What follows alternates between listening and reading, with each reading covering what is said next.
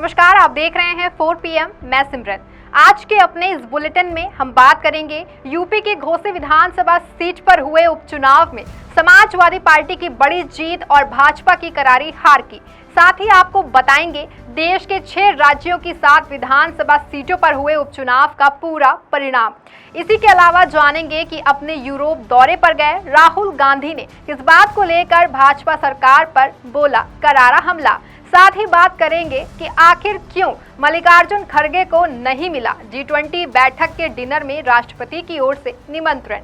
साथ ही जानेंगे कि इंडिया और भारत की लड़ाई में नेशनल कॉन्फ्रेंस के नेता अमर अब्दुल्ला ने भाजपा सरकार को दी है क्या चुनौती। इसके अलावा दिन भर की और भी बड़ी खबरों से कराएंगे आपको रूबरू। बने रहे मेरे साथ। उत्तर प्रदेश की घोसी विधानसभा सीट पर हुए उपचुनाव में समाजवादी पार्टी की साइकिल ने भाजपा के कमल को बुरी तरह से रौंद दिया है। प्राप्त जानकारी के मुताबिक समाजवादी पार्टी के प्रत्याशी सुधाकर सिंह ने भाजपा प्रत्याशी दारा सिंह को लगभग 33,000 मतों के भारी अंतर से करारी शिकस्त दी है। लोकसभा चुनाव से पहले घोसी में मिली ये हार भाजपा के लिए काफी चिंताजनक है। 2024 के लोकसभा चुनाव में अब सिर्फ कुछ महीनों का ही समय शेष रह गया है।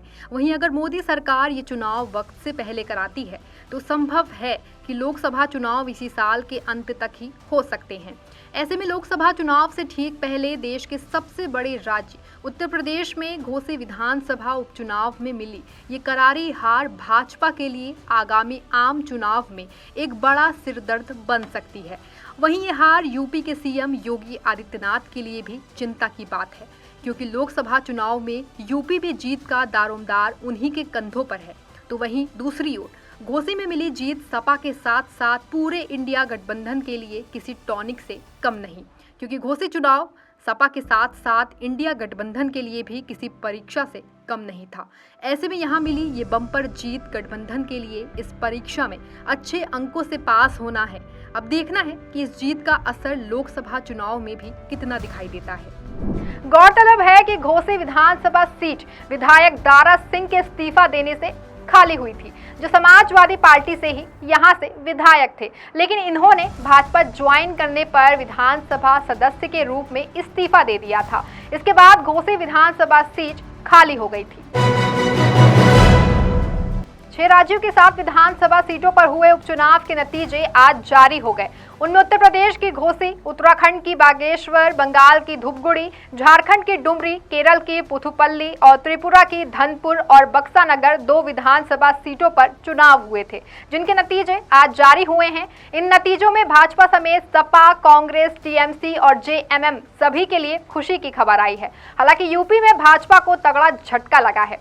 क्या रहा नतीजा, देखिए हमारी इस रिपोर्ट में। 6 राज्यों की 7 सीटों में से त्रिपुरा की दोनों सीटें धनपुर और बक्सा नगर सीट पर भाजपा ने जीत हासिल की है। इसके साथ ही उत्तराखंड की बागेश्वर सीट पर भी बीजेपी ने जीत का परचम लहराया है। हालांकि केरल की पुथुपल्ली सीट पर कांग्रेस ने अपने प्रतिद्वंदी को हराते हुए जीत हासिल की है। इस सीट पर कांग्रेस उम्मीदवार चांडी ओमान ने अपने निकटतम प्रतिद्वंदी भाजपा के सीनियर नेता लिजिन लाल को हराया है। वहीं झारखंड की डुमरी विधानसभा सीट पर झारखंड मुक्ति मोर्चा के प्रत्याशी ने जीत हासिल की है। तो वहीं पश्चिम बंगाल की धूपगुड़ी विधानसभा सीट पर टीएमसी प्रत्याशी ने भाजपा को पटखनी दी है और यूपी की घोसी विधानसभा सीट पर सपा ने भाजपा को करारी शिकस्त दी है। आपको बता दें कि इन 7 विधानसभा सीटों में से 5 सीट घोसी, बागेश्वर, डुमरी, बक्सा नगर और धनपुर पर इंडिया गठबंधन एक साथ चुनाव लड़ा था, जबकि बंगाल के धूपगुड़ी और केरल के पुथुपल्ली सीट पर इंडिया गठबंधन की पार्टियों ने एक दूसरे के खिलाफ चुनाव लड़ा था। कांग्रेस सांसद राहुल गांधी इन दिनों अपने यूरोप दौरे पर हैं। इस दौरान राहुल आज बेल्जियम में हैं, जहां राहुल ने भाजपा सरकार पर जमकर निशाना साधा। भाजपा सरकार पर हमला बोलते हुए राहुल ने कहा कि देश को बदलने की कोशिश हो रही है। साथ ही राहुल ने लोकतंत्र पर हमले की भी बात कही। क्या कुछ कहा राहुल ने, देखिए हमारी इस रिपोर्ट में। विदेश दौरे पर बेल्जियम में बोलते हुए कांग्रेस सांसद राहुल गांधी ने एक बार फिर देश के लोकतांत्रिक संस्थानों पर हमले की बात दोहराई। कांग्रेस नेता ने कहा कि निश्चित रूप से भारत में भेदभाव और हिंसा बढ़ी है। हर कोई ये बात जानता है। अल्पसंख्यकों पर हमला हो रहा है। साथ ही दलित और दूसरी जातियों पर भी हमला हो रहा है। इस दौरान राहुल गांधी ने विचारधारा की बात करते हुए कहा कि संविधान में देश को राज्यों का संघ कहा गया है। हमारा विश्वास है कि यूनियन के सभी सदस्यों के बीच संवाद होना चाहिए। वहीं बीजेपी का नजरिया है कि शक्ति एक जगह केंद्रित होनी चाहिए। कांग्रेस नेता ने कहा कि ये महात्मा गांधी की विचारधारा और नाथूराम गोडसे की विचारधारा की लड़ाई है। जाहिर है कि ये राहुल का इस साल का तीसरा विदेश दौरा है। इससे पहले वे मार्च में ब्रिटेन और जून में अमेरिका दौरे पर गए थे। इस बार राहुल ऐसे समय में विदेश दौरे पर गए हैं जब भारत में G20 सम्मेलन की बैठक होनी है। तो वहीं देश के अंदर इंडिया और भारत को लेकर भी विवाद छिड़ा हुआ है। ऐसे में राहुल गांधी के विदेश दौरे पर जाते ही भाजपा में बेचैनी बढ़ गई है। ऐसा इसलिए है क्योंकि जब जब राहुल गांधी विदेश दौरे पर गए हैं तब उन्होंने वहां से भाजपा सरकार पर करारा हमला बोला है। ऐसे में एक बार फिर राहुल भाजपा सरकार पर हमलावर दिखाई दे रहे हैं। इंडिया बनाम भारत को लेकर छिड़ी सियासी बहस रुकने का नाम नहीं ले रही है। सरकार और विपक्ष के बीच इस बहस को लेकर के लगातार सियासी बयान जारी हैं। अब इस बहस में नेशनल कॉन्फ्रेंस के नेता और जम्मू कश्मीर के पूर्व सीएम उमर अब्दुल्ला भी कूद पड़े हैं।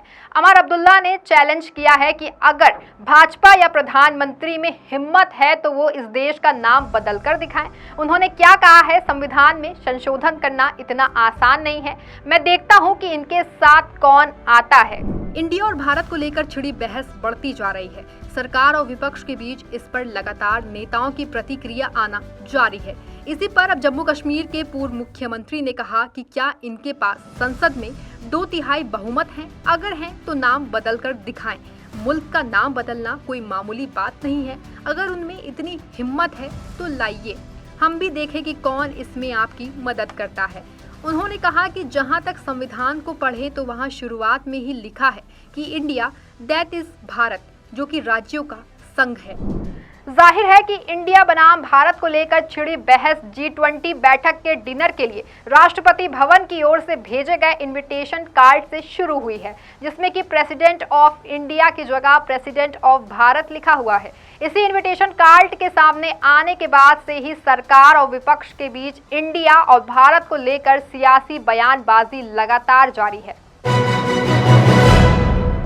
G20 डिनर के लिए राष्ट्रपति द्रौपदी मुर्मू की तरफ से सभी दलों के नेताओं को न्योता भेजा गया है, लेकिन इस बीच खबर आ रही है कि कांग्रेस अध्यक्ष और राज्यसभा में नेता प्रतिपक्ष मल्लिकार्जुन खड़गे इस डिनर में शामिल नहीं होंगे, क्योंकि ऐसी खबरें सामने आ रही हैं कि खड़गे को महामहिम द्रौपदी मुर्मू की ओर से डिनर का इन्विटेशन ही नहीं मिला है। क्या है पूरा मामला, देखिए हमारी इस रिपोर्ट में। G20 के डिनर में शामिल होने के लिए राष्ट्रपति द्रौपदी मुर्मू की ओर से विपक्षी दल के नेताओं को निमंत्रण भेजा गया था। इनमें पश्चिम बंगाल की मुख्यमंत्री ममता बनर्जी और बिहार के सीएम नीतीश कुमार ने 9 सितंबर को आयोजित डिनर में शामिल होने की पुष्टि भी की है। लेकिन इस बीच मल्लिकार्जुन खड़गे के कार्यालय की ओर से बताया गया है कि उन्हें डिनर के लिए निमंत्रण नहीं भेजा गया है। मल्लिकार्जुन खड़गे देश के सबसे बड़े विपक्षी दल कांग्रेस के राष्ट्रीय अध्यक्ष हैं, लेकिन फिर भी उन्हें इनविटेशन ना देना कई बड़े सवाल खड़े करता है। बता दें कि राष्ट्रपति की ओर से कल यानी कि 9 सितंबर को डिनर का आयोजन किया गया है। डिनर का आयोजन दिल्ली के प्रगति मैदान में G20 सम्मेलन के लिए तैयार किए गए भारत मंडपम में किया जाएगा। ये एक छोटा सा सांस्कृतिक कार्यक्रम होगा। G20 सम्मेलन के लिए विशेष सचिव मुक्तेश परदेशी ने बताया कि सांस्कृतिक कार्यक्रम के साथ ही डिनर का भी आयोजन किया गया है। दिल्ली में कल यानी 9 सितंबर को होने वाले G20 शिखर सम्मेलन के विरोध में पंजाब में किसान मजदूर विरोध प्रदर्शन कर रहे हैं। किसानों का गुस्सा केंद्र सरकार के खिलाफ है। किसान नेताओं का कहना है कि केंद्र सरकार की देश विरोधी नीतियां देश को गुलामी की तरफ ले जा रही हैं। पंजाब में 90 स्थानों पर पुतले फूके जा रहे हैं। क्या है पूरा माजरा, देखिए हमारी इस रिपोर्ट में। किसानों का कहना है कि जो राष्ट्र एक सम्मेलन में शामिल होने जा रहा है जिसका दुनिया के 75% आर्थिक स्रोतों पर कब्जा है, वो भारत में भी हवाई मार्ग से लेकर समुद्री मार्ग, पानी, खनन इत्यादि पर कब्जा करना चाहते हैं। दूरसंचार, रेलवे तो पहले ही बिक चुके हैं। उन्होंने यहाँ तक कह दिया कि केंद्र की नरेंद्र मोदी सरकार की वजह से ये सब होने जा रहा है। प्रदर्शन कर रहे किसान नेताओं का कहना है कि पंजाब के 13 जिलों में 16 किसान जत्थेबंदियों द्वारा रोष प्रदर्शन किया जा रहा है। उन्होंने बताया है कि ये प्रदर्शन 13 जिलों के सभी जोनों में हो रहा है। किसान मजदूर इकट्ठा होकर के अपने अपने जोन में केंद्र सरकार का पुतला फूंक के ये प्रदर्शन कर रहे हैं। फिलहाल इस बुलेटिन में बस इतना ही। ऐसी ही तमाम खबरों से जुड़े रहने के लिए हमारे चैनल 4 PM को सब्सक्राइब कर दें और इस वीडियो को लाइक और शेयर करना ना भूलें। धन्यवाद।